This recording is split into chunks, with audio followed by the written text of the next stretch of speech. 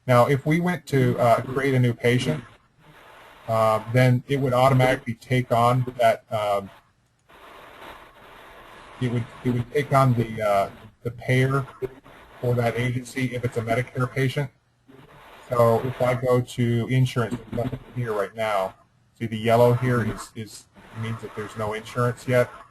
So if I go into the patient area for this patient who's called I'm a Sample, and if I put in a Medicare ID, let's see, this must have been,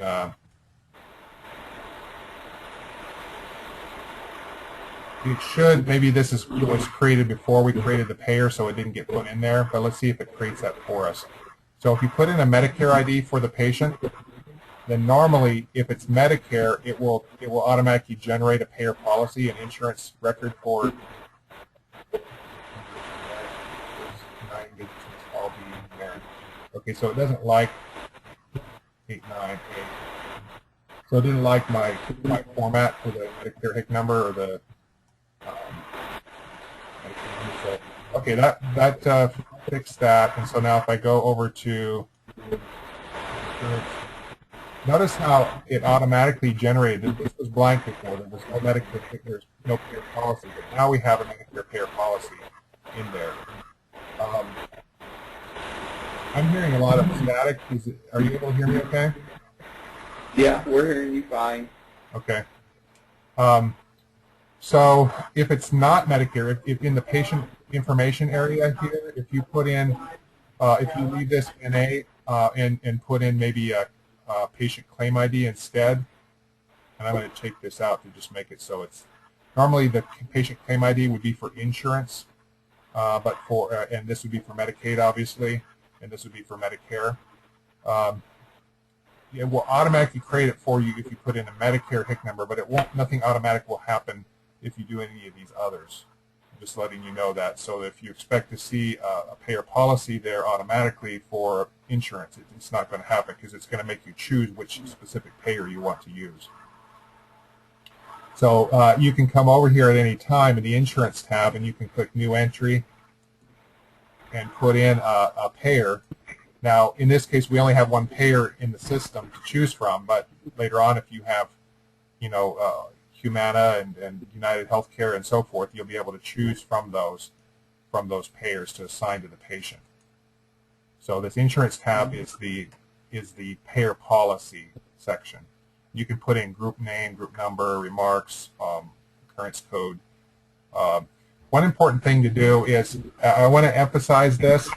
Some people, some users will just get lazy, and if a patient changes from one payer to another in time, they will just go in and edit the existing payer, and they might change it from Medicare to United Healthcare Advantage or whatever.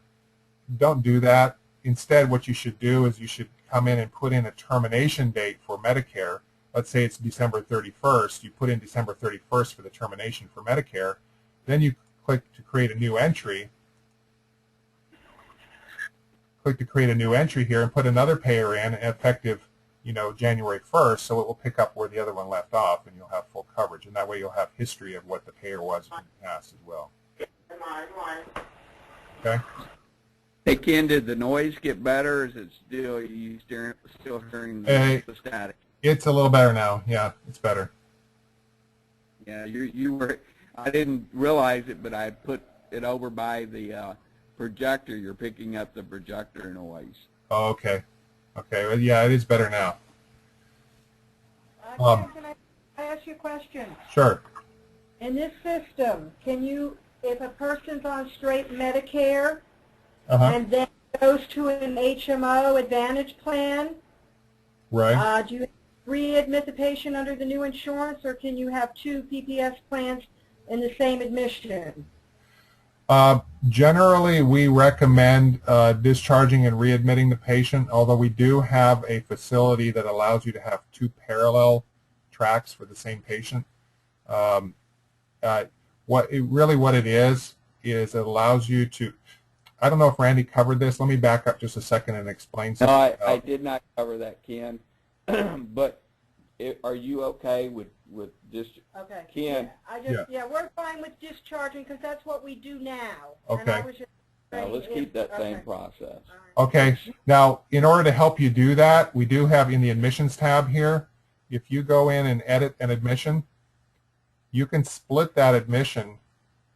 So you split admission at date. So if you know that, you know, already was to readmit them. We just do fine with that because that's what our practice is. right. So, but sometimes you'll get in a situation where you don't realize that they changed to Advantage, you know, until maybe weeks or months later. okay. And then so if you want to salvage the visits from the second half of the admission that, you know, is now affected by the split, but, you know, January 1st they changed to Advantage or whatever. So you would put that date in here, and what it would do is it would actually, it would end the admission. It would put a discharge in at the end on December 31st for you, and then it would automatically create a new admission for you starting January 1st, and it would route all of your visits to the new admission in the new year and keep the old ones in the old admission. Okay. So that can come in handy if you need to. Okay. All right. I think maybe now we should go ahead and cover. Randy, did you want us to show? I don't know if we want to move away from Medicare and go into insurance. There's still more to cover in Medicare, but we don't have live data here to use. You had suggested we could use we could use an account to show how this works in the real world. Okay. Let's go ahead and set up the other master payers first. Okay. And I'm not sure what else you were wanting to show there, but well, I was wanting to show claim batch log. yeah, I've already shown them that. Okay. All right, and you showed them claims to be billed? Yes. Okay. Good. All right, so yeah, then we can go ahead and set up the insurance payers. Now, again, there's some nice slideshows here. How to add an insurance payer, how to prepare visits for insurance claims processing, how to process insurance claims, how to assign an insurance payer to a patient and configure authorizations. So if you want to know all about authorizations, this is your go-to place. How to set up and transmit insurance claims electronically directly from Care Portal using Availity. Let me go ahead and click on this because I want to. This is not a slideshow. This is just some text. If you currently have a free Availity account, we could help you configure your insurance payers for generating electronic claims. Here's a list of claims that are payers that Availity supports in this link there. If you do not already have an Availity account, you may sign up for free by going to availity.com and clicking the register now. I mean, I'll just show you. It's very easy. You just go to availity.com, and then you could go to, let's see, you know, they've changed their site now. Now I'm solutions, partners, resources, about us. They completely changed their site. There used to be a handy link up there to say join. I guess we can probably get back to you on this, unless you want me to poke around for a bit here to find out where this is now. It says, wait a minute, Ken. Okay. It shows register now for availability web portal. Get started. Where are you? Oh, on the left. On the left. Where the green get started? Oh, okay. It's right there. Okay. Staring me in the face. Well, this is web portal access. Yeah, I think you have to start with that, but then you're also going to need to ask them, and it explains this here. You can also call them at this number. When signing up, this is important, when signing up for an Availity account, please ask them for an FTP username and password. There's that word again, FTP, along with a customer number. So you're going to need to provide that to us. You'll get it from them, and then you'll pass it along to us, and then we can configure it up for you so you can submit directly from Care Portal. Any way that we can go into that, since we have so few, that we can go into the availability account, that first one that you showed us, to see if we only have 4 payers. So I'm thinking we just want to make sure Univita and CareCentric I'm almost guaranteed you they are there. I know CareCentrix is in there. Univita was the other one, and United Healthcare. I know United Healthcare is in there, and I think Univita is. Univita. They may be under AllMed. How do you spell that? Is it Un? It's UNIVITA. Okay. Yeah, let me make this wider a bit, and there's. But there is Univita. Also, the payer ID is attend. Is that prior authorization number required? Okay, so it's just saying it has to have a prior authorization number in the. Okay, so the answer is all of the ones that we currently work with, we could electronically bill through Ability if we can get there. Okay, cool. Yeah. Can I ask you, when they require notes and stuff, do we send them off the system electronically with the bills? I don't recall them that being in, because it is an electronic file. It's the X12 whatever file.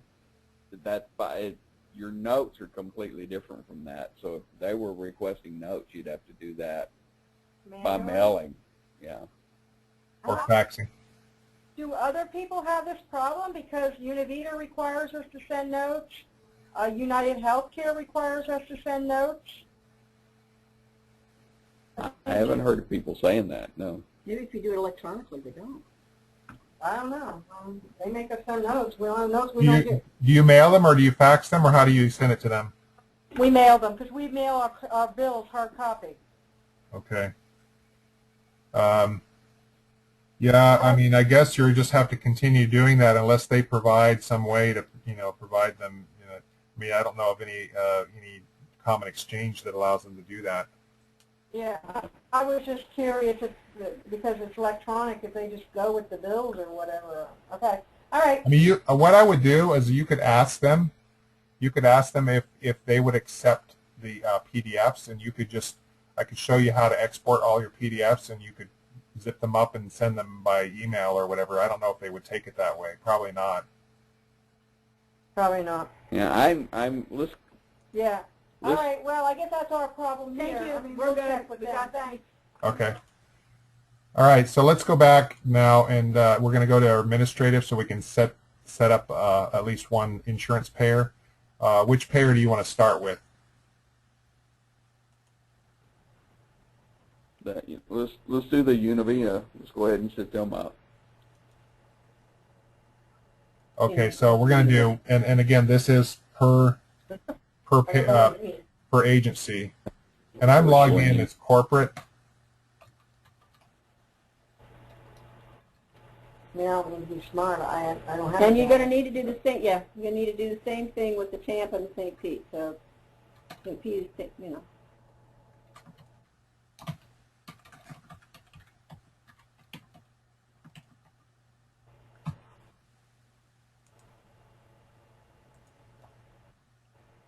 Okay, we don't have a template to pull from, so we'll just leave that one blank.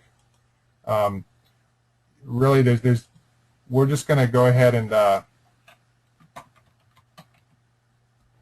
don't know if you have an address to use for them, or you can come back in and put it in later if you don't have it. I don't right now, because actually we put all the Univita bills into their portal. They have their own portal. Oh, you type them in, you type in the amounts and so forth?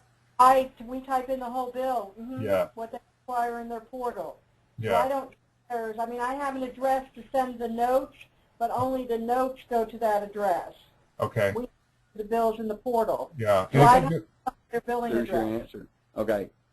Essentially, what you're doing right now is you're getting into, you're dialing in, or not dialing in, you're logging onto their web portal. Okay, and you're putting in the bills there. The notes, but that's why I would That's comparable to the X12. Right. Okay, so what you're doing here would be replaced by the electronic file. Right, but see, but because we're this web-based, see, they're not in their web-based. So then okay. The billing file is a Right. Okay. Well, the universal specified format. Right. Okay. I understand that, but what you're saying is because we do it there, but they don't have our records there. You do. You Yeah. know what I mean? So that's Yeah. that's The why. medical charts are not Yeah. standardized. Okay. The electronic billing file We can is. fill that address in later, I guess.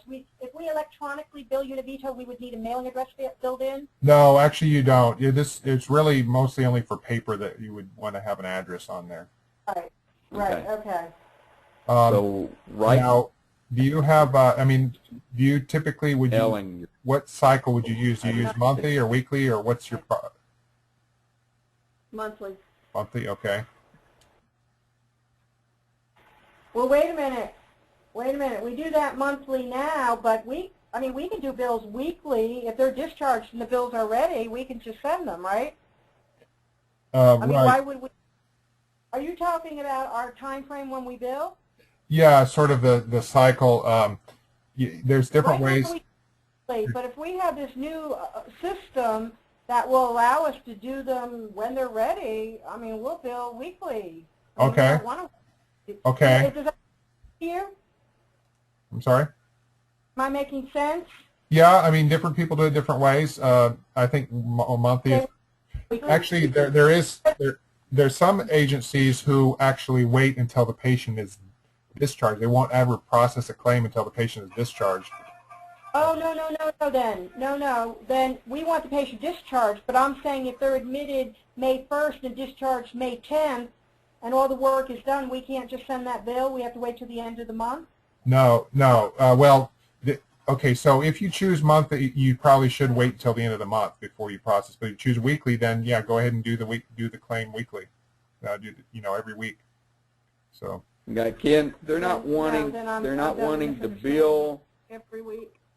They're not wanting to bill the finals until the patient is discharged. We're completely done. Billing is they're taking a very conservative approach, Ken. They want to do everything clinically, be done clinically on everything before they bill. Okay? So right. as soon as everything is done clinically, the patient's discharged, all the notes are confirmed, everything is done, then and only then do they want to bill for anything. Right. That's true commercial, PPS, everything. Okay, then got you. We do have a setting or a preference that we can set for you that will prevent any claims from being processed for a patient who has not yet been discharged. Is that what you're asking for? Yes. See, that's what I thought it was.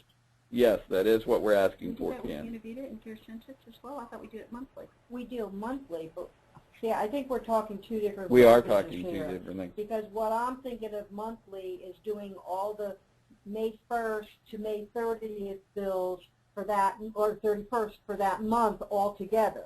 But if that patient was admitted May 1st and discharged May 15th, I want to be able to bill that before May 30th.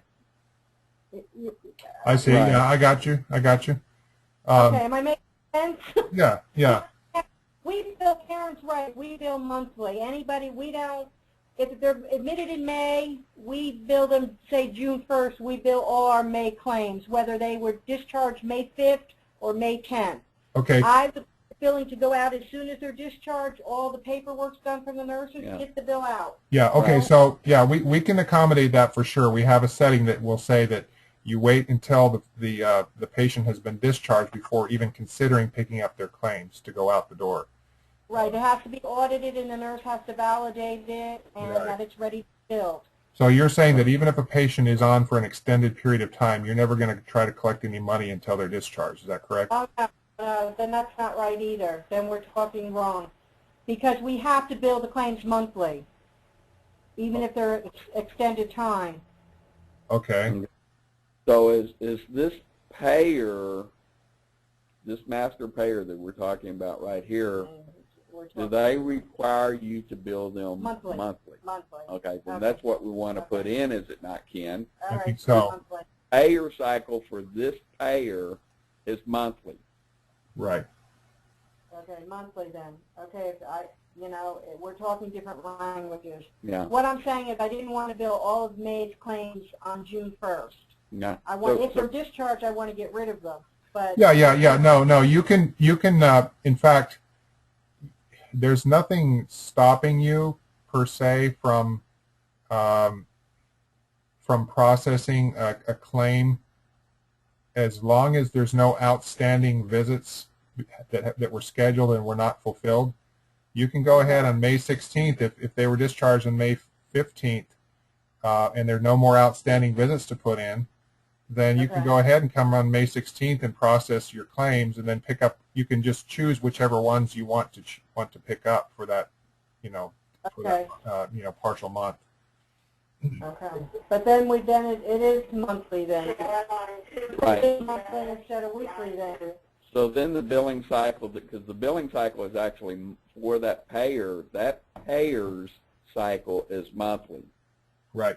So let me just paint a scenario so you understand how this is going to work. So if you have a patient, John Smith, who comes on service on May 15th.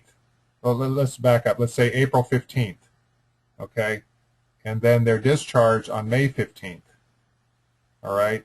So when if you don't process April and you come and try to process May on May 16th, you may get the May 1st through 15th visits, but you're not going to get the April visits because we're segmenting it by month.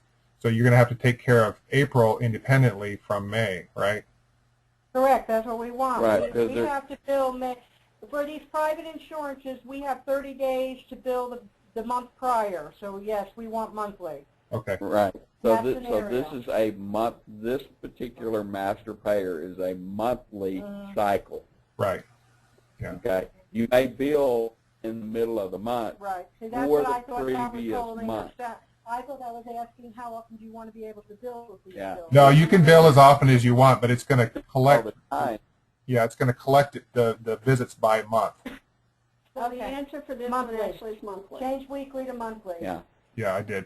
Okay, so here's another question. Is this going to be private insurance for the MU 150 value? Yeah. It goes to sleep. We got to. We're nothing what he's doing because it's frozen. Yeah. Sorry. Got to keep reminding me. So my next question is for Univita. Are you going to choose private insurance for the MU 150 value? Yeah, private insurance. Yeah. Okay. It's a third-party payer. Okay, and the payer starts on, and you can just arbitrarily set this to some point in the past. I mean, I guess you're probably never going to bill prior to April 1st. Just to be sure, I'm going to set this to be January 1st. Let's see, Medicare default billing output. You can have it be electronic or paper. Right now it's paper until we get electronic. But maybe by the time we get everything electronic, which is going to be in a couple of, there's no way we're going to be able to start May 1. Guys, I don't care how good we are. No, right. So let's go ahead and put electronic. Let's hope we can get the availability and put that. So you would want to actually start electronic? Okay. Don't you or not? Do you want to start paper? Your call. Let's try and start electronic. Yeah. Leave the paper and let's see if we get all the electronic stuff. Yeah, we'll start with paper, and then once you have an availability account. Numbers in anyway, and then you can change it to electronic at that time. Okay. Yeah. Once you get your availability information, then you can change that. So this is probably going to be. Is it going to be professional? Professional is probably. Let me take a look at Univita. So they have this professional checkbox. Looks like they accept both professional and institutional. So it depends. Do you want it to show on the 1500 or the UB04? Univita is 1500. They require 1500. Okay, so we'll choose professional then, and then for the claim form template, we're going to choose insurance 1500, and it'll come out on the 1500. The sender code and so forth, all of this will be only relevant once you get the Validity account going. I'm going to check out of this. This is a Chrome thing that pulls it in. And most of the rest of this stuff is not going to be relevant. Receiver provider number. Just again, I'm going to put in ones here just to satisfy it. Tim? Yes. Univita requires you to use the codes, ICD 9 codes that they give you along with the authorization. How do we get them on the bill? Yes, that's going to be part of the, once we save this payer initially, then we're going to set up the codes for that. So we'll put in the basic information first. Okay. I'm going to choose commercial insurance here for the claim filing indicator code. I think that's all that's required for the initial setup. I'll get to your question in just a second once I save the basic information here. So it tells me data successfully saved. Now once that happens, if I scroll down, you'll notice there's some links. And so I can go in and I can set in the payer discipline rate and CPT-4 overrides. By default, there's a set of default codes that are associated with each of your disciplines at the agency level, but each payer can have its own values, and that's what I'm going to show you how to do now. So I'm in the payer. I clicked on the link that says, the CPT-4 overrides, discipline rate, and overrides, and I click New Entry, and I'm going to choose discipline. For example, skilled nursing, and I'm just going to go back and maybe choose January 1st, the effective date for this. And the charge rate, this is, you can put in whatever, for skilled nursing, if it's, $120 or $150 or whatever it should be. Yeah, I think it's skilled nursing rate. 130 per visit.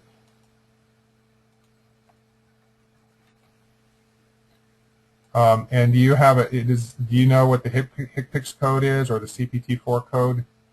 Well, that's what I'm trying to tell you. We don't know until we get the authorization sheet on each patient what they want us to use. Okay. Sometimes there's codes, and they use one code for one patient and a different code. They use a T1013 or something sometimes, and sometimes they use an S9125. Okay. Well, this is the default that for Univita that we're setting up, but you can override that at the patient level. So, I mean, well, let me ask you this, because Care Centric, Univita, and United Healthcare are all authorization based. When we put in the authorizations into the system, which we are going to electronically do going forward, will that automatically, could we take care of it at that time? Yeah, when you're sitting patients, those codes that you're talking about that are patient specific, you'll put those in when you're putting in the authorizations for the patient. Right. What we're talking about here, these are master ones for the payer. Is that right, Ken? Well, yeah. I mean, sometimes, it depends on the payer, but my experience is that most payers have, a common code for skilled nursing or for PT or whatever. And so I know exactly what you're talking about, but that's what I'm trying to tell you. On the United Healthcare, they use the Medicare HCPCS code. The GC 1054 for nursing, the GC. Okay.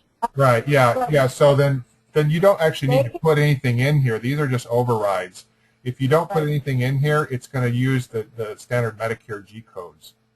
Right. My United Healthcare used the standard G codes. Okay.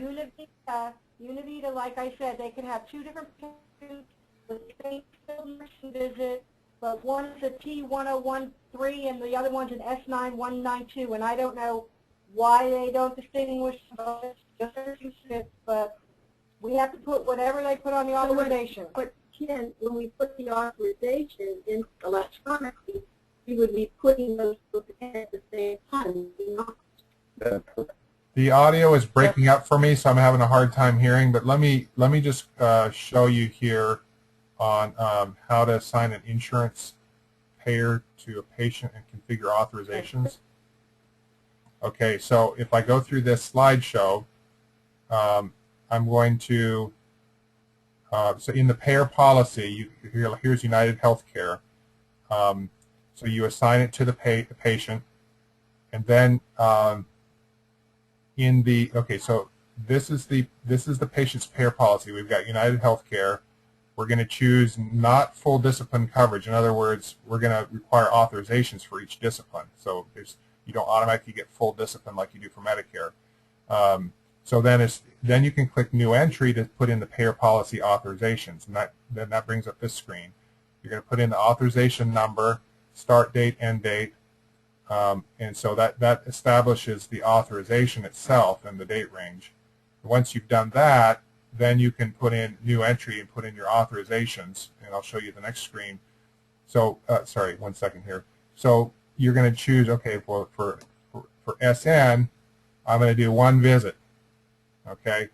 And here's my HCPCS code. This can be a T code, it can be, you know, a G code, whatever you want it to be for this date range, for this discipline. It's going to apply to that, you know, to whatever visits meet those criteria. You can also put in a charge rate. Now, if you don't put in any of these overrides, it's going to use whatever is set up in the master payer by default. So these are optional. It says optional, optional, optional. But you can put this in to override what was set up for the payer. Now, if you have 2 different types of Univita, is it Univita that has the 2 different styles, or? Yes, it's one of them, yes. Okay, so let's say you have Univita 1 and Univita 2. I don't know what the difference is, but whatever it is, you choose here whether you want to be 1 or 2. And if you choose the wrong one to start with, you can always come back later and say, oh, no, I meant Univita 2. So and then that will use the codes that are set up for Univita 2. Or, hey, Ken. Yeah. Ken, hang on just a second. I think where we need to put it is he's got the spot for us to put it in, right, which is right there in the override. No, we don't. If each individual... You misunderstood what he was asking you. You were talking earlier where you had different Univitas with different addresses. No. That wasn't Univita that had the multiple addresses. It was United Health. Okay. That's what he was referring to. So he thought he's not on the ICD-9 coding for the HCPCS coding for the bill? When you were talking about having multiple payers with the same name with different addresses, right. That would be, you know, United 1, United 2, United 3 with different addresses, okay? Ken thought that you were saying that was true of Univita. It's not. There's only one Univita, Ken. Okay, got it. Yeah, I was just looking for an example, but, you know, if you have 2 flavors of the same payer, then you probably want to put them in as separate payers and then assign them as appropriate to the patients. Right, but that's not true with Univita, because Univita, you've only got... I'm talking about the HCPCS CPT codes that are different for each But you discipline. see, we have the ability, it seems to me, Ken, what you're showing me right now on this screen. Right. Hello? I think I lost you.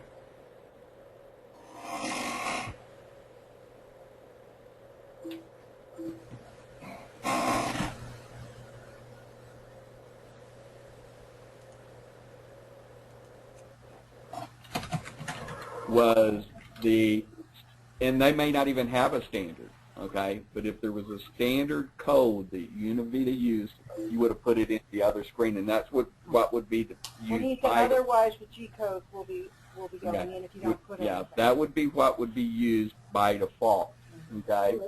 But on this screen, which is specific to this patient, we're putting in the authorizations for this patient on this screen. When we have the authorization in our hand and we're putting that in, it tells us the HCPCS and CP code to put with that. And that's when you'll put it in here, right? You see? We got it. Well, he's showing us what we asked him, but he's talking about something different. Okay. Yeah.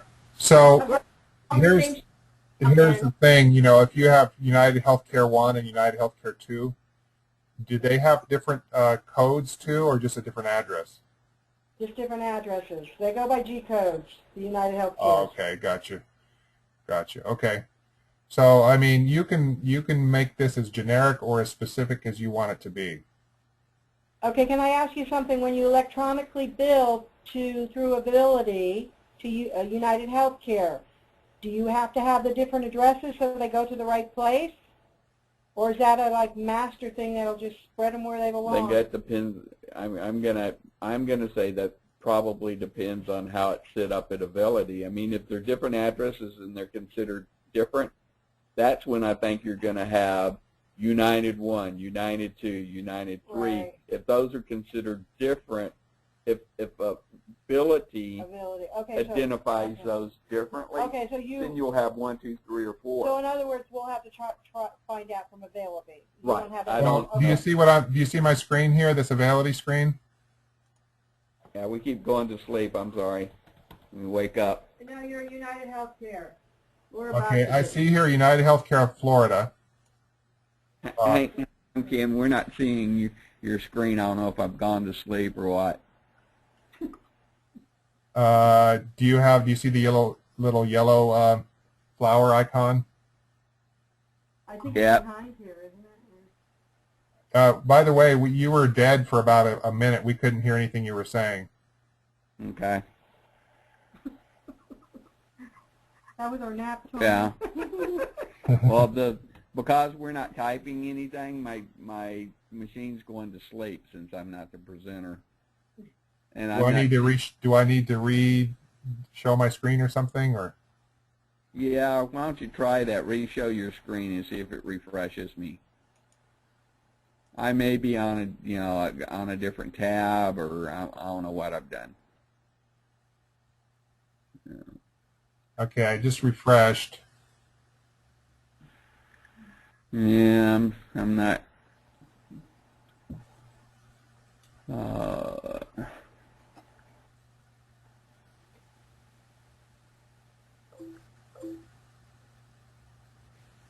You might have to exit and rejoin the meeting.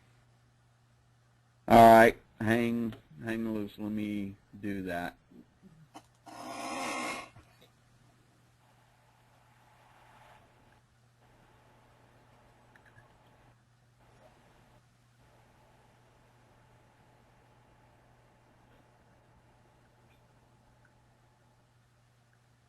I'm so excited about what we're going to be able to do. Yeah. It will be easier in the long run. We won't have to do all that hard copy and read. Yeah. Huh? Well, still, but you won't have to do all the work you have to do on the front side. Well, you have to print those out of here, actually. Yeah. That'd be a whole lot easier than going to find a medical record and then. So I'm glad I got on the better printer now. You too. Also, while he's working on that, you have the ability not only to submit electronically, but what it will do is when you do that, Care Portal will generate a PDF copy of that bill as if it were printed on the 1500 or the. Oh, I've lost internet connectivity. That's my problem. So how are we talking right now? Are we talking on your cell phone? Yeah. Well, we're connecting through my cell phone. I've got a kind of a hodgepodge setup here, but for whatever reason, my phone. Oh. What? Looks like I'm dead. My phone died. The phone died. It's not plugged in? I don't know what's going on. It's not powered, not turned on. My phone. I can still hear you if you're talking on your phone. No, we're talking. He's talking. He has you on the iPad. Okay. And the phone is the strip on? We have just running everything else. Oh, something just happened to my phone. I'm going to step out for 1 minute and I'll be right back. All right, not a problem. It'll take me a minute to get my phone. Well, that's distressing.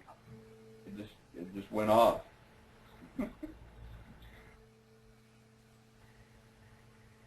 Wondered why I couldn't see a screen, and I didn't realize that the internet connection on my phone had dropped. Okay. We're going to let you work with your phone and let you Okay. have a little piece to do that because I have a feeling you'd like to say a few words. Yeah, and, as soon as I can get it to come back on, so far my phone won't come back on. You want to put the phone directly into the wall and see if I don't maybe think that's that's- it or what's happened? I mean, the green dot's on there.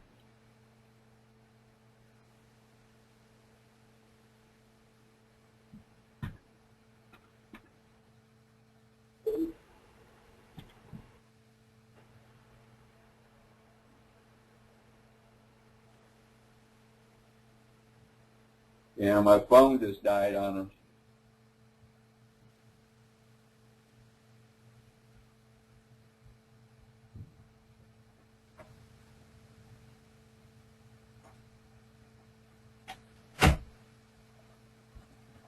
Okay. Yeah, somehow my phone wasn't charging. It was on the charger, but it's not charging, so my phone is completely dead. Okay. I was hotspot on my phone to connect. Is there no other way to connect to the internet in there? No. Well, I may have to switch over to the MiFi.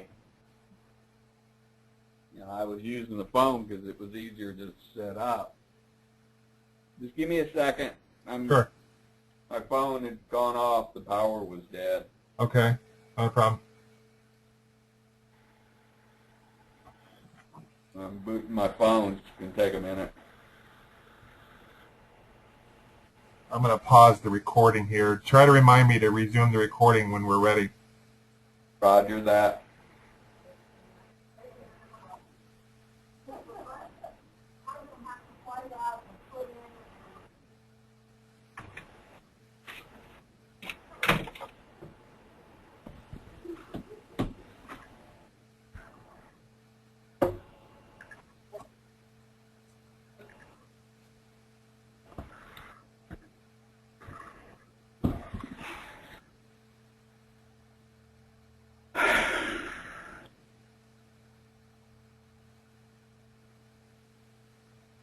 Okay, Ken, I'm logging back in. Okay. Okay, I'm going to run and grab them back. Okay.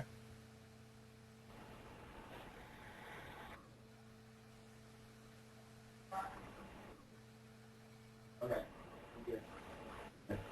Battery is on. With them charging. Yep, yeah, we're good.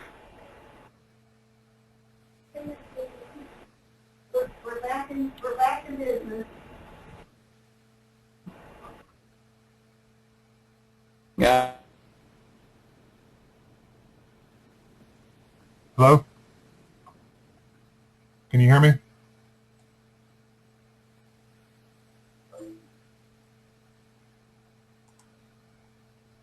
think we lost them.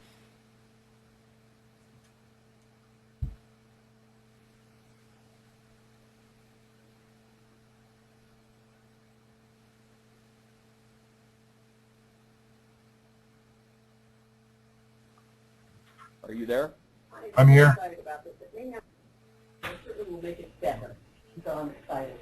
Okay, we're here, Ken. Okay. Do you see my screen again? We do. Can you start the recording back? Okay. Got it. Okay, that's helpful. Okay. All right. So let's see. Where is it? United Healthcare of Florida is listed in the availability site. Now, do you see this ID number here, payer ID? That is what's going to route it to the correct payer from availability. And so it doesn't really matter what address. The address is irrelevant, the physical address. So as long as it's got the same payer ID, then that's all that matters. Okay, so we probably just have to set up one United Healthcare then. Well, we may. Well, there's not Except the Medicare. I see the United Healthcare Medicare Solutions, formerly Evercare. United Healthcare Florida, West. United Healthcare 87726 is the same. The one that's just United Healthcare is not of Florida, it just says United Healthcare, but it is 87726 also. as is the Evercare. Yeah, I don't know how they do their IDs. It's Formerly John Deere Healthcare, as is Healthcare West.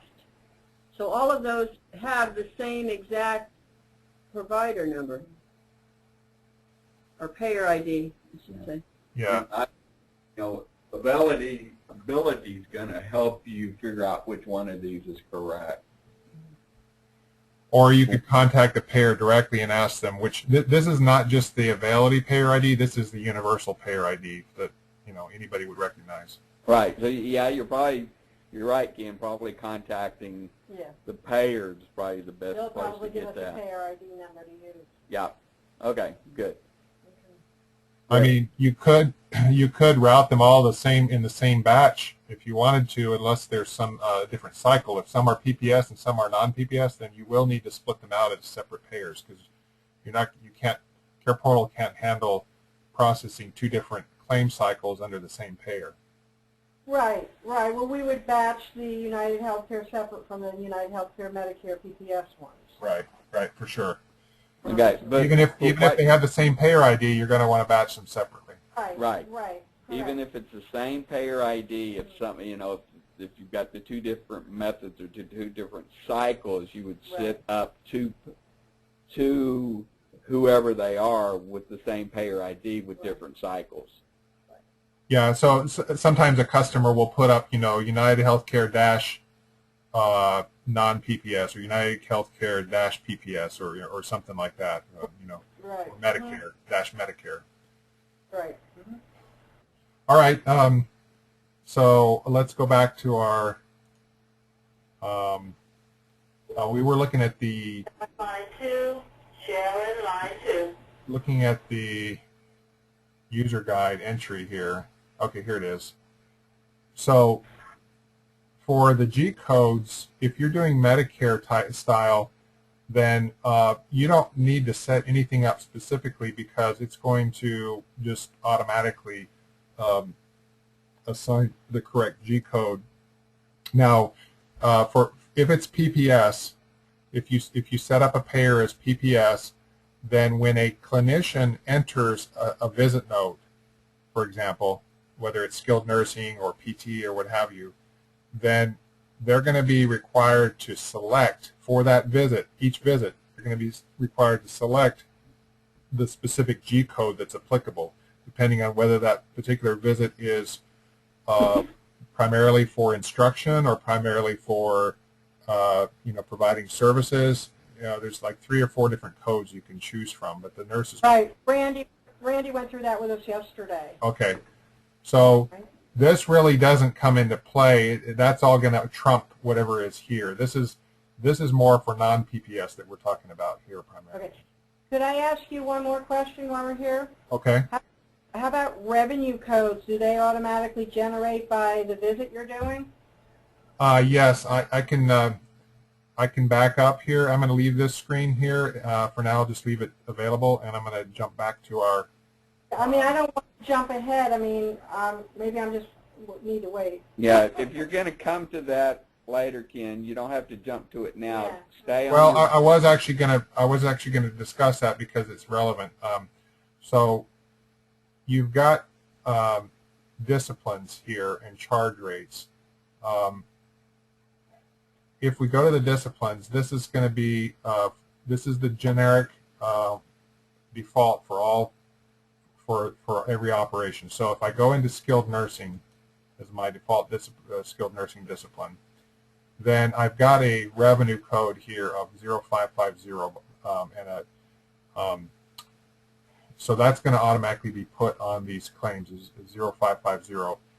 For the HCPCS codes that for Medicare, you can specify, okay, for skilled nursing, I'm going to let the nurse choose from one of these options, 154, 162, 163, 164. So this is where we have that definition set up. And so any PPS claims are going to use that approach. Now, so the same thing is true for physical therapy. You've got 0420 as a revenue code and so forth. But in addition... Can you go into the home health aid for their revenue code? Okay. Please.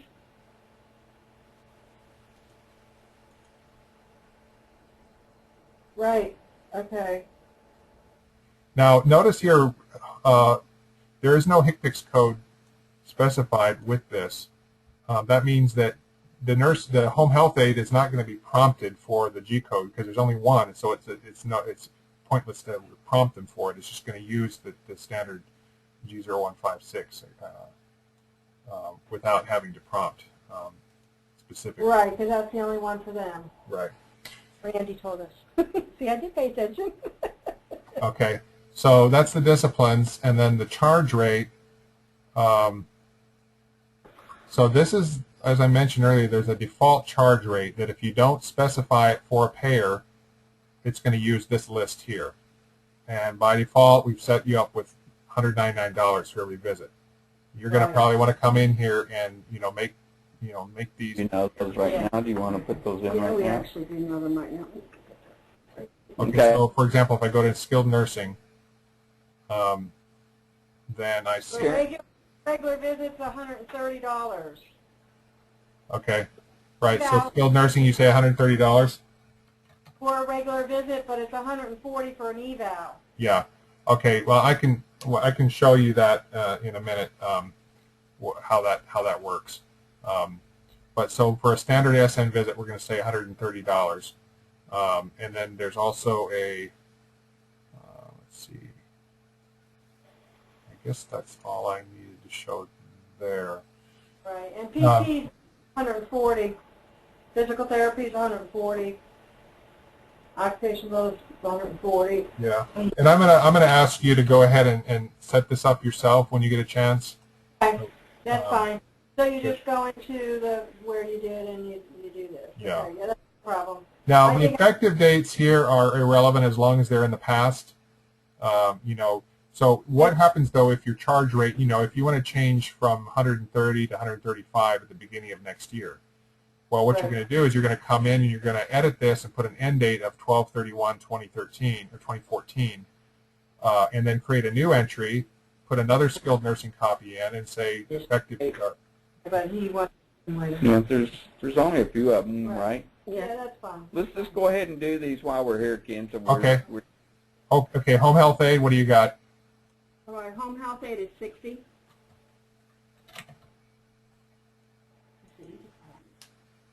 Do you do MSW? Yes, my MSW is 185.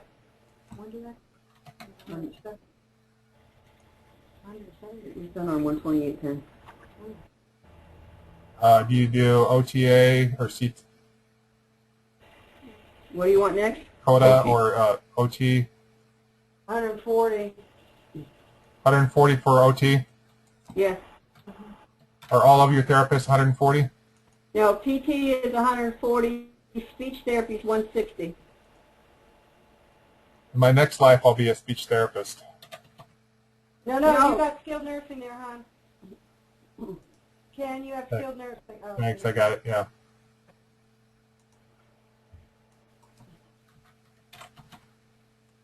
You said you couldn't read it. Well, I'm up close. Okay, so do you do, like, want to put in PTA? PTA just 142. 140. Mm-hmm. When did my social work go? Because it's still 170. Karen Anderson from HR. No, I did it in 10. 128.10. Line 4. Okay, so do you do OTA is also 140? Yes, sir. Sharon, line 1. Sharon, line 1. Okay, and you probably don't, do you do any nutritionists? No, Okay. Oh, she called her. but on the nursing, I have to be honest with you. On nursing, I have initial assessment, I have skilled nursing and skilled nursing high tech. Yeah. And my initial assessments are 150, and my basic skilled nursing is 140, and the skilled nurse high tech is 150. High tech meaning you do an ID case, and with the Univitas and the care centers and United Healthcare, that's real important. Yeah. So there's a couple of different ways that can be handled. One is we could put in a new discipline called, SNHT or something high tech or whatever, SN eval or whatever. That is one approach that could be used. The downside to that is that you would have to make sure that when you're scheduling the visits, you choose. It makes it so that you can't schedule visits in mass. You can't just say, okay, SN 3-week 8 or whatever, and boom, blast your visits across the board. Skilled nursing, you would have to separate it out into segments. The way that you can... We have to know when our nurse is doing a high-tech visit, because unlike many agencies, we have 21 IB qualified. We have 21 IB qualified nurses, so I have to have the ability to tell them that they got an IB case. That's a high-tech. Okay. All right. And I have to have the ability to tell them it's an evaluation, because that means it's an OASIS, and the way we do it in productivity is that gives them more units, which means that they get more time for that. Right. And with the insurances, I usually get more money for that as well. Right. So we'll definitely need to put those in there, but maybe not right this minute, but we need to put them in there. Could I see what the rates that we do have in there that you flipped up and then you were quickly correcting? But could you flip it? Let's make sure that the ones we do have in there are correct. Okay. Just a second here.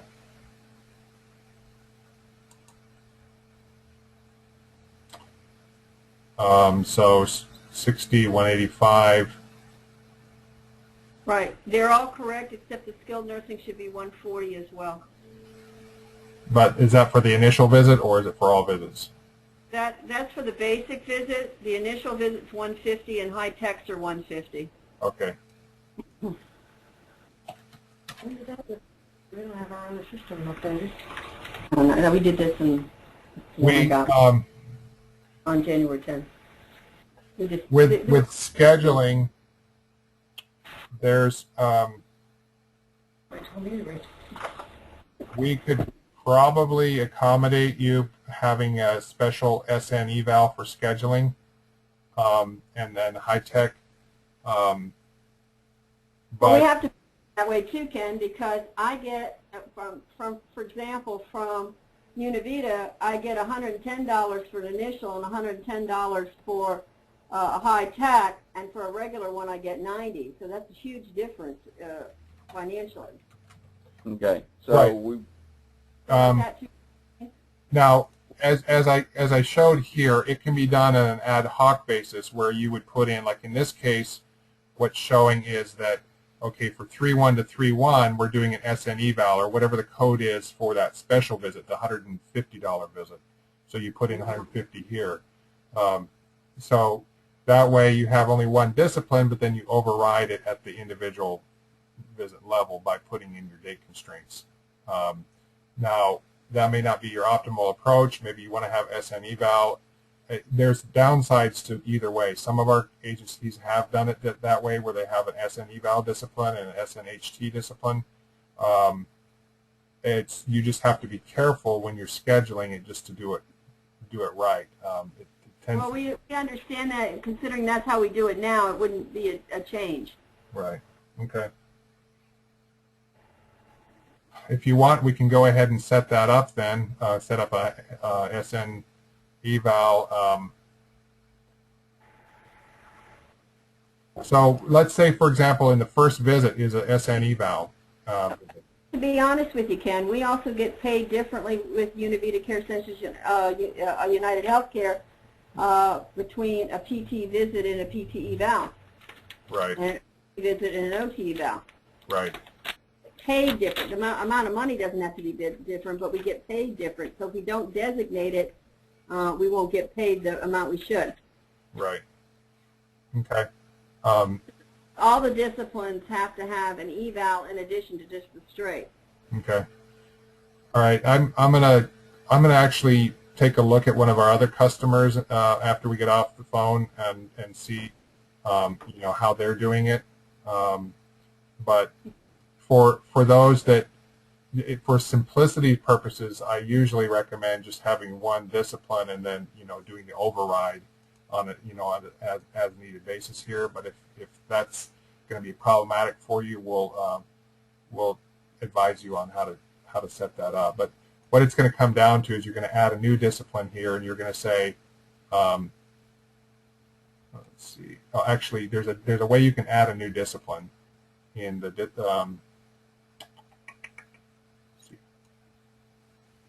add new. So you're going to say SN SNE. E, skilled nursing evaluation. You're going to associate a category with it. So in this case, it's going to be SN. Right. And you'll put in the revenue code, CPT-4 code, cost per visit, those types of things. If it's therapy related, you'll do that because that'll help us track the therapy counts, you know, for the 13th and 19th visit limits. Right. So, you know, we can, I'm not going to do this right away, right now. I need to kind of get a feel for what the best practice is for this before I advise you on it. Okay. What? So you don't want us to add anything to that? Let's hold off on that, and we're gonna evaluate what the best approach is for you on that before we. Honestly, most of our customers would just do it this way. They would put it in on an ad hoc basis for that first visit, and so even if you have an authorization number 111 that applies to all visits, well, then you would put the authorization number 111 in again, and then pick up at 3.2. So 3.2 to 3.14 or whatever the date is. So if I go on to this next one, so I've got one visit for authorization 111. The override is SN eval. It's 150. Then if you go to the next one, then you can say, okay, well, authorization 111, authorization 222 covers from also 3.1 to 3.15, but it's going to pick up it's going to give priority to the one that ends first when you have an overlapping range. So you have two authorizations with the same date ranges or overlapping ranges. It'll use up the one that ends first, and then it'll pick up the next one. So here we got 5 visits and 5 PT SN visits and 4 PT visits, and these will be billed at the regular rate. So that is one way of doing it, or you can be explicit about it and do like you were suggesting and add a new discipline. It's just the scheduling sometimes is difficult that way because you're mixing disciplines. When you're doing a blast, well, we have an ability to create create visits in a blast fashion that will allow you to say 3 week 8, and it'll just boom SN all the way through, and then you would go through individually and assign them to the correct worker. And then you could put in comments and say, well, this is a high-tech visit, or this is a, this is a PRN visit, or this is a, beware of the dog, and change the catheters, or whatever. All right. Let me go ahead. I'm debating inwardly whether I want to go ahead and add this now or just do a little bit of research before I advise you on what to do. I think the safest solution is to hold off, and then we'll advise you in just a bit. Let's do it that way. That's fine. Yeah, let's ponder this for a moment before we make a decision. Yeah. One way or the other. Okay. All right. Then usually agencies find a way to make it work for them. I mean, there's some flexibility built in the system. There's various ways of doing it. Everybody has their own preferred way. Okay, so so you want to make a note to register yourself for this today if you can, because it'll take a couple weeks or so for you to get that registration, and definitely ask them for. You might want to use the phone number here. And just call them up and say, hey, look, we're newbies. We've never done this before. We need our software vendor saying we need an FTP username and password. Can you set that up for us, and can you provide that, and so forth. So that's probably the best approach. And is there any specific information we have to give them about you besides your name, Care Portal? I don't think you do. No, I'm not aware of anybody having to do that, to provide. Any special numbers I have to give them or anything like that? No. Okay. All right. We will include our own ID internally in the submissions, so they'll know who it's coming from. Okay.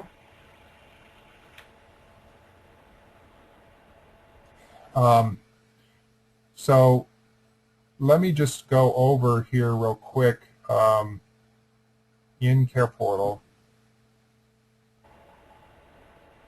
Did we finish adding Univita, or did we abort that? Let me check and see. I think we got partway through. We actually ended up saving it, so that's fine. Let me then go back to a patient, and we're going to go to clinical. This one is set up right now as a Medicare patient, so I don't necessarily want to mess with that one. I'm going to very quickly create a new patient. Is this patient in our database already? Yeah, but we'll get rid of it. Don't worry about it. No. We want some. Well, yeah, it's nice to see. We're gonna have something that we can play with But there. you can delete those out of there and Yeah, get we'll your get rid of it. Okay, my convention is to use XX in the last name for if it's a sample patient, so you'll be able to distinguish those from the rest. And then I'm going to choose unknown for date of birth and all of that. This is just all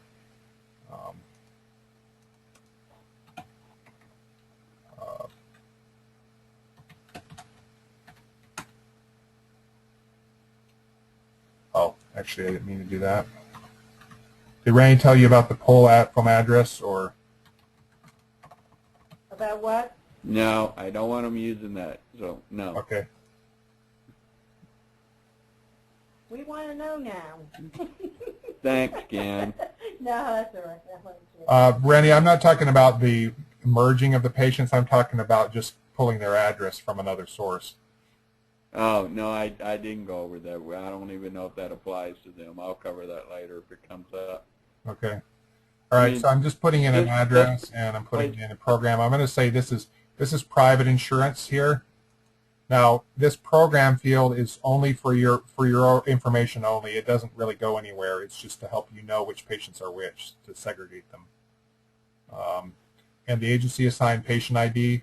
Did you talk about the ID assignments, the increments? I did, Ken. They're just going to start with the number. Whatever the number is. You pick a number. Start with 1,000.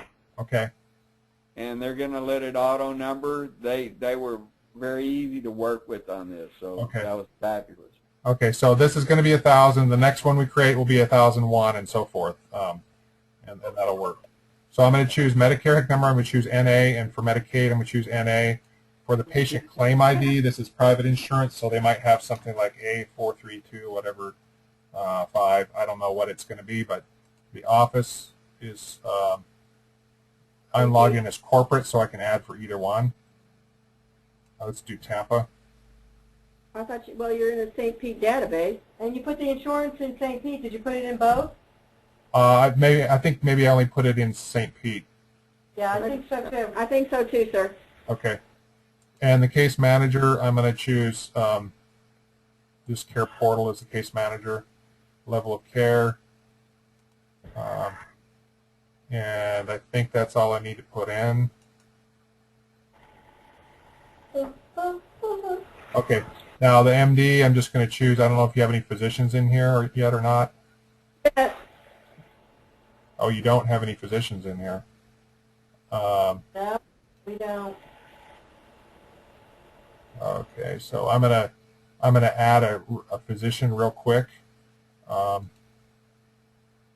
And you're going to clean him out too, right? Since you're working my live database.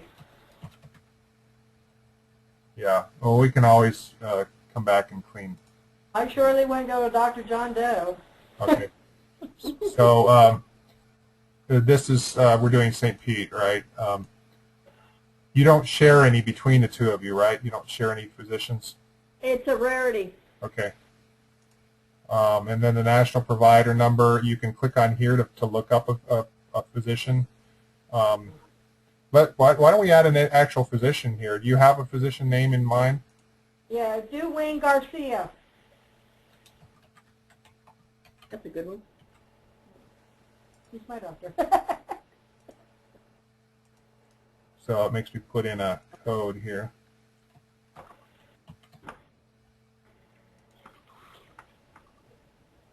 Okay, so there's Wayne Garcia, and I'm going to grab the NPI, and I'm going to paste that in.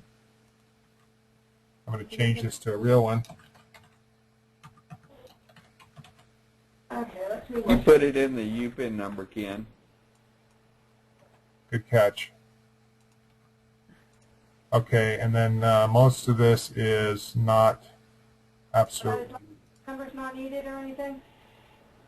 Most of that is optional. I mean, you can put it in. We did the license numbers for Joint Commission. Okay. So I'm going to put in address 1. This is going to be Suite 100. I'll put that in address 2. Let's see, South Pasadena, Florida, 33307. Well, he's also giving you the last 4 digit too. Yeah. South Pasadena, was it? Yeah, it was South Pasadena. Okay. And the office phone.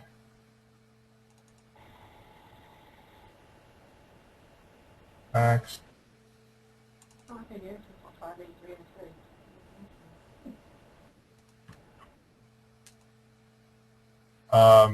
You said you wanted to put in a license number. Please, we would prefer that.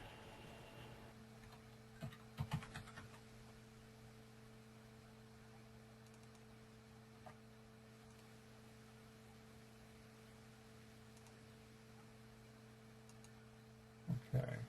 They also have a taxonomy code, 207R.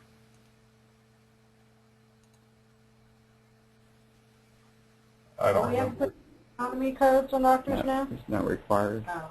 But he's internal medicine. He's not cardiology. You must have clicked wrong. I didn't know which one it was, so I went back. Internal medicine H.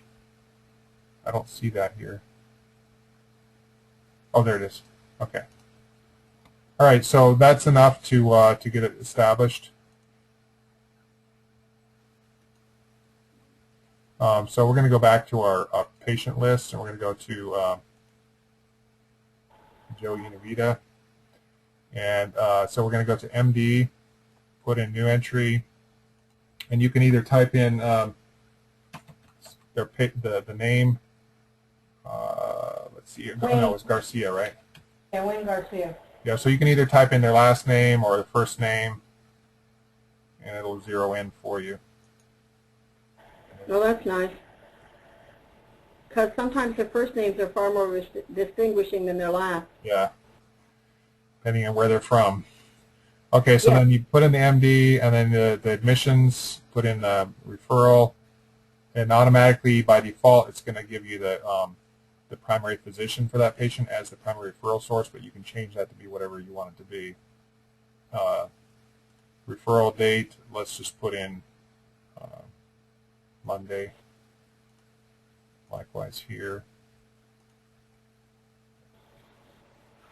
This is where the Q codes get specified. Now here's where is if you had SNE, you could probably assign that there for the discipline of first visit. Okay, can you find that? We didn't actually put that in. That's what we're going to cogitate on for a bit. So for now, we're just going to do SN. Okay. We're assigned to first visit. It's going to be Care Portal. Notice I remember in the patient area, in the patient tab, it assigned a base patient number or ID of 1,000.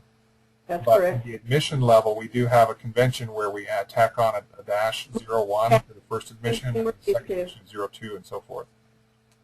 That's exactly what we're used to. Okay, good. All this. And I'm sure Randy emphasized to you that if you have a patient who's discharged and then later readmitted, you're not going to go and create a new patient. You're just going to come into the existing patient. You're going to create a new admission for that. Yes, he He did. did. Yes, he Okay. did. And we are also used to that. Okay, good. Let's go ahead and save this as is.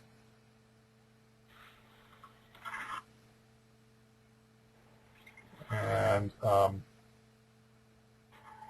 see, when that's complete, then it strings up a whole bunch more tabs here because now the admission is in place. What I wanted to do is work my way over to the insurance tab. So now under new entry, I'm going to choose master payer. I'm not going to choose Medicare. I'm going to choose Univita. Okay, so that's my insurance payer. And my payer effective start date defaults to today, but I'm going to set that back so I can make sure I get coverage for all the visits beginning with start of care. If you want, you can just set this back to the year 2000. It doesn't matter as long as there's nothing prior to that for the patient. These start and end dates really are only relevant when you have a payer that's, you're changing payers from one to another. You want to terminate one and start a new one. And then it automatically pulled in the HIC number that we had put in for demographics in the patient demographics. So then you can notice here full discipline coverage. If we want to do authorizations, then it's important to uncheck this. If we want to specify, how many visits per discipline, then we have to have this unchecked. Otherwise, it's going to consider, oh, you can do as many visits as you want. They don't have to be authorized. So most of this is all optional, but you can put in as little or as much. Right now, if the insurance doesn't pay us for supplies, we uncheck the supplies. If you don't check for supplies, you can just leave it. The checkbox that says full supply is yes. Okay, let's go back to that, Ken, and I'm not sure that was clear. Okay, full supply coverage means that you're not itemizing your supplies and saying, oh, this patient gets to have 3 Band-Aids and 4, whatever. That has nothing to do with the bill? I'm sorry? That has nothing to do with the supplies are on the bill or not?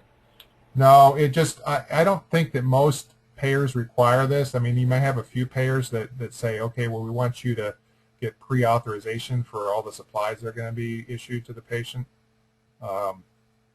So I don't normally recommend using this option unless you're specifically told by the payer that you have to put authorization numbers with each of your individual supplies. Okay, but if we don't want the supplies to show up on the bill at all, even if the nurse uses supplies and we don't want them to show up on the bill, is there a way to do that? There is. I think we could. I'll have to check the supply screen, but I think there's a checkbox that says this is not available.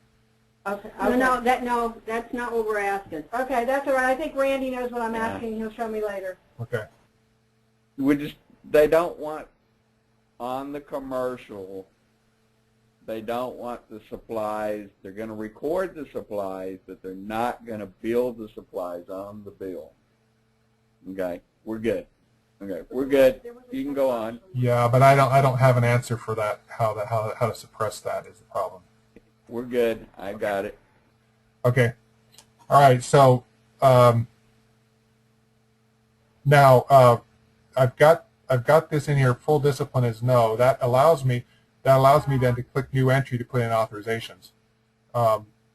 Sometimes we get new users will put in a help desk ticket and they'll say, I put in a payer here, but now there's no place to put in the authorizations. I don't see the new entry button. Well, invariably what happens is that they forgot to uncheck the full supply coverage. So you just go in here and edit that and uncheck the full discipline coverage, and that will open it up so you can put the authorizations in. All right, so new entry, we're going to put in our first authorization, 1, 2, 3, 4, 5, and you can say a start date of 21st, and maybe the end date is going to be 2 weeks later. So let's say Monday the 5th of May. You can put in notes here and say, waiting for blah, blah, blah. Whatever notes you want to put in are going to show up here in the notes section, so it just help you stay on top of things. New entry, so that establishes the authorization. Now some payers will combine multiple disciplines for one authorization number. Others will split them out and say, well, each discipline has a different authorization number. So we can accommodate both, but we do keep them separate. So you put in the auth number first, then you put in the disciplines that are associated with that auth. So if you have discipline of say SN, I'm just going to do the basic here. I'm not going to talk about the exceptions. So if you say, okay, well, they get 6 visits in the 2-week period.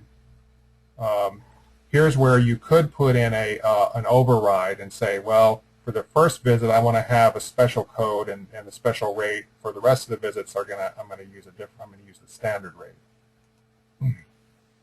For my purposes here, I'm just going to do vanilla. Got it. Okay, so new entry here, so now I can put in PT. I'm going to say, well, I get 4 of those. And I'm going to say save. So you can see that as I build this list, then up here it reflects, okay, we've got 6 SN visits, 4 PT visits. And so that's your summary up here of what this authorization covers. Now, if you're putting this in for a payer that requires a separate auth number for each discipline, well, then you'll put in new entry for that new auth number. And then you'll put in, let's say you'll put it 1, 2, 3, 4, 5 is for skilled nursing, and then 4, 5, 6, 7, 8 is going to be for PT. Well, then you'll put the second authorization number in, and then you'll just put PT with that instead of putting two disciplines under the same auth. You can kind of get your bearings here by looking and seeing what this says here. So anything down here is related to authorization number 1, 2, 3, 4, 5. Got it. If the only purpose of this reference quantity is to kind of for historical reasons, if you want to know what it originally was, let's say that they originally said only 6, but then they later call back and said, oh, you get to have 8. So yeah, good, we'll have put in 8. So this will help you know that you originally had 6. It's the only purpose for that. It's no other reason for it. Got it. Now, let's see the effect of this when we schedule out visits for this patient. So under the care plan, let me bump this down so we can get some over the limit scenarios. Let's bump this way down to 3. Okay, so now if we go over to the care plan,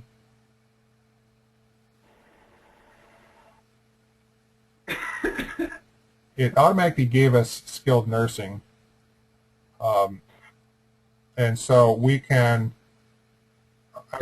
go to our schedule, our calendar, and we can probably see that there's a skilled nursing visit on there, and it tells us that this is the first out of 3 authorized visits. It's the auth 1 out of 3,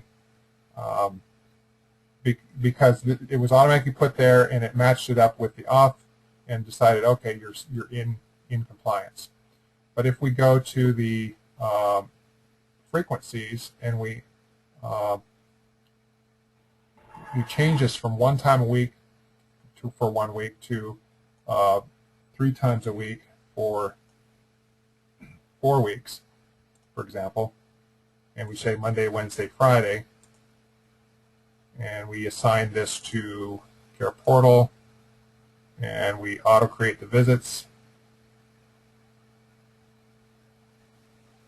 And it tells us the number of scheduled visits 7 exceeds the number of authorized visits 3. Please reduce the number of scheduled visits or increase the number of authorized visits. At least, and it says at least one of scheduled visits not covered by discipline, blah blah blah. So it gives you this warning. Now we have a setting that will make it so that it's either a warning or an error, so that some agencies don't want to be even able to schedule visits if there's no authorization to cover them. Others say, well, no, I want to be able to do that, but I just want to get a warning. So by default, most people say, I just want to get a warning. We want a warning. Okay. So if I go to my calendar, see what happens. The reason why these are red is they're in the past, not because there's no authorization. So visit authorization 1 out of 3, 2 out of 3, 3 out of 3, we're good. But here it says no authorization. It's 4 out of 3 because this is the 4th visit out of 3, so it's saying no authorization. Now I see. Okay, our visits went through the 7th. Our authorization period went through the 5th. It was the 21st through the 5th. So 7 out of 3. Over here, we're even outside the range of where we had we don't even have any authorization period covering these visits. So it's not just the fact that they're over the number of allowed visits, it's just outside the date range, so it's got no off shown there for those. And the clinicians will also see these designations, so that if a clinician goes and sees on their calendar a visit that they're scheduled to do, they're going to see that it says no off, and so they would probably, you should encourage them to call into the office and say, hey, look, I'm scheduled to do this visit, but there's still no off. Am I supposed to really be doing this visit? So it kind of helps you keep in compliance. So here's the deal, though, with scheduling, as I mentioned. If I go back to the frequencies tab, it's very convenient for me to say just 3 times a week for 4 weeks, and that's what shows on the, that's what actually going to show on the 485. So when I go over to my care plan and orders, I see skilled nursing 3 times a week for 4 weeks. But if we set you up with SNE, here's the problem, is that then we would have to have an SNE discipline here. And then you would have maybe 1 week 1 or something like some verbiage like that, and then you would have to have a new frequency. You'd have to add a new frequency set to say SN, and then maybe 2 times a week for that first week, and then 3 times a week for subsequent weeks. And so you'd have kind of a very fragmented list of frequencies based on the changes in disciplines. So that's kind of my hesitation to have you set it up that way. But if you're okay with that, then more power to you. Yeah, I like to stay with just the SN discipline and use the override, I think. Well, I mean, it's really, if the customer's always right, if what they want is that, then they can deal with the ramifications. But the other alternative here is that you can put in notes to say, this is a do IV, SN high tech, or whatever you want to put in there. No, he gets that. Hey, Ken? Yeah. I'm sorry, the overhead was going. Karen's point that she's trying to make is that first visit, okay, I'm going to talk about 2 things. Relative to that first visit, and let's say we're talking about a full assessment being done on that first visit. Right. The payment, the bill rate for that is greater than the bill rate for a standard daily progress note. Okay? So one, it's got a different bill rate to the master payer. Exactly. Okay? And then I know you're going to show this, but I'm just setting the stage. The second thing relative to that is she actually pays, I'm assuming, well, you pay by hour, but relative, okay, the payment, the payment to the worker doesn't even come into play because they're salary, they're hourly people, so it doesn't, they get paid for however many hours. But relative to the scheduled load, that visit they count as 1.5 visits as opposed to 1 visit. Right, and that's all going to be, that's selectable in the in this master scheduling calendar. Oh, this is not set up. I guess we didn't get that set up properly yet. Maybe. That's okay. As long as you're telling me we can get there, that's all I ask. Yeah, and so you can. There's a transaction code that can be. But I just said you understood and you agreed with, right? I'm okay. fine. All right. Good. Okay. So under Joe Univita, we're going to go back to his insurance tab, and I did vanilla here, but so this would inherit the whatever. I mean, the default is going to be G0154 in this case because we haven't given any payer overrides for Univita. If we had given a payer override and said T12345, whatever, then that would show here. But in any case, let's say that you've been given an authorization, 12345, that covers this date range, but you know that they're going to do a special visit, the first visit on 421. So you would click New Entry and you could say SN, and then you're just allowing for one visit. Actually, you know what? Let me not steer you wrong. I'm going to create a new authorization, a special authorization, and it may or may not be the same one as the other one. I don't know if you get different authorization numbers for that first visit or if they're always the same. If they're the same, you just repeat that number and you put in the start date of 421 and then the end date of 421 and then save that. And so then here down, this is selected so I can see that I'm going to put an authorization for skilled nursing. This is under the scenario where you're not splitting out different disciplines, you're just doing the override. So you're going to say one visit, and then the HCPCS override is going to be XYZ eval or whatever it is that is special for that eval. Then you're going to say $150 here.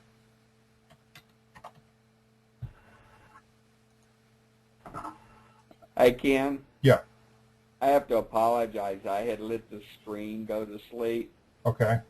See what you were doing. Would you mind doing that again? I apologize. Okay, well, it's a good time for the screen to go out because there is a preference setting that currently is set up so that it doesn't allow overlaps. So I can adjust that overlapping preference in just a second here. Do you all, I have a question for you, Karen or Jeannie. Do you typically have payers where you have overlapping authorization periods for the same discipline?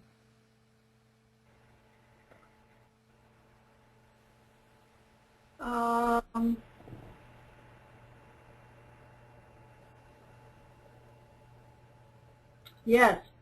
Okay. The reason I'm saying that is because they all of a sudden, we've used up all the auths for such and such a date to such and such a date. We've called for more, and we've convinced them that they can get it, and then they'll start on the date they give it to us, which might be in the middle of what we're already in an auth name, and we could go back sometimes and pull the visit for the auth from a different auth area. Okay. I'm going in the background, and I'm as we speak, I'm going in the database and setting your preference to allow for overlapping authorizations. Well, the majority don't do that, but they're enough. Yeah. Well, if anyone at all does it, then we have to set it up, that way. So that's what I'm doing right now. I'm going into the back end and. I don't know. If you have any that do it, it's either, if it's turned where you can't, then none would be able to do so easy. Yeah, they have overlapping. Yeah. Okay, just give me one more minute here. At least two of the three payer sources have overlap.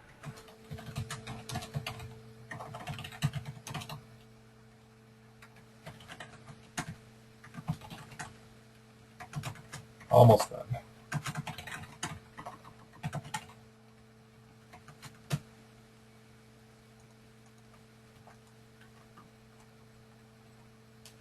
Okay, so what I'm about to do here is I'm going to designate that special override for the first visit on the 21st.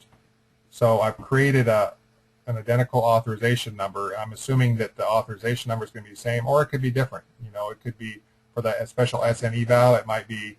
The auth number is usually consistently different. It's just that the dates are the same.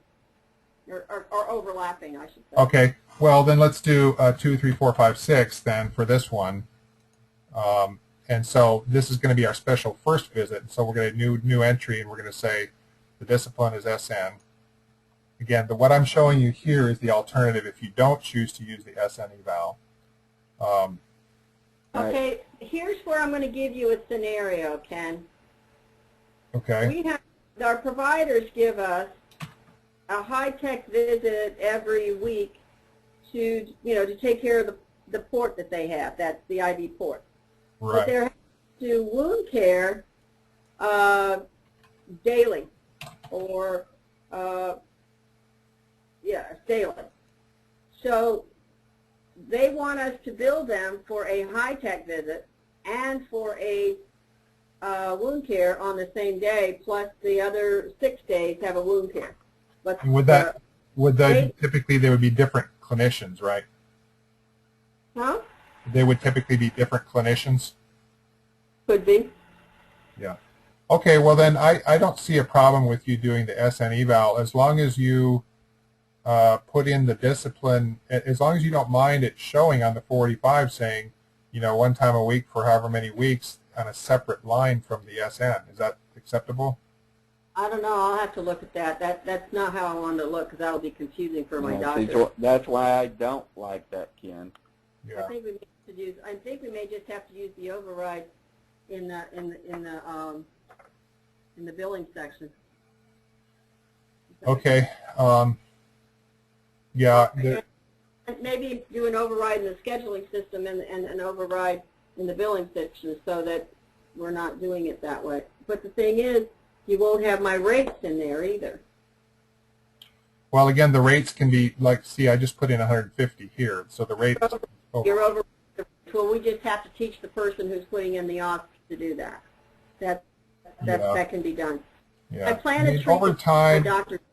Over time, we can get a feel for what your, you know, what works best for you. But It won't take long. We'll figure this all out. okay. I don't know that we're going to figure it out at this moment in time. So I think we need to run on. So what will happen here, just to recap, is I notice how I've got an overlapping date range here. 421 to 421 also overlaps with 421. So how is it going to know which one to pick up if there's a visit on 421? If there's only one visit on 421, well, it's going to pick up the one that ends first, and it's going to say, this is it. I'm going to pick 150. I'm going to put XYZ eval as my code, and that's going to be what shows up on the claim. Hey, Ken? Yes. I hate to interrupt you. Did you have anything scheduled this afternoon? At 2, yes. 2 Central Time. 2 Central Time, which would be 3 our time, right? Yeah, it's in a little under 3 hours, I guess. Now it's 12:15. Okay, so we could be back by 1:15. Absolutely. Okay. Ken, Yeah. we've reached the absorption point. Would you mind if we take about an hour and 15-minute break?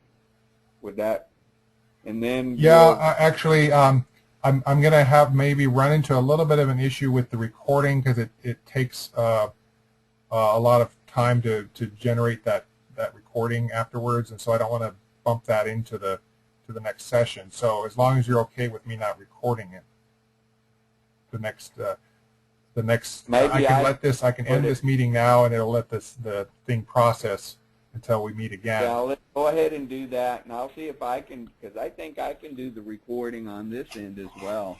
Okay. Okay, it says it's being recorded. I think I can record it. I can try that. Okay. So now if I go over, I just wanted to illustrate before you leave, I wanted to illustrate on the calendar itself notice how this picked up. It used to say 1 out of 3. Yeah. Now it says 1 out of 1 because it knew to join on that first one because it had the earlier end date. And oftentimes on our auth, it will give us a 1 of 1, and then it'll give us a 6.